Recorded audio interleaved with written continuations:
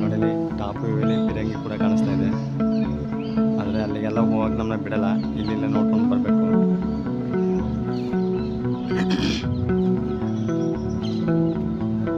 ಹಿಂದೆ ನಮ್ಮ ರಾಜ್ಯನ ಉಳಿಸ್ಕೊಳ್ಳೋಕ್ಕೆ ಎಷ್ಟೆಷ್ಟು ಎತ್ತರದಲ್ಲಿ ವ್ಯವಸ್ಥೆನ ಮಾಡ್ಕೊಂಡಿದ್ದಾರೆ ನೋಡಿ ಕಾಯೋಕ್ಕೆ ಅಂತ.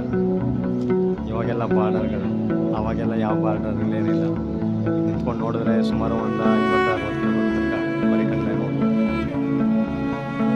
ಸುತ್ತ ಇದೆ ಕೋಟೆ, ತುಂಬಾ ಚೆನ್ನಾಗಿದೆ.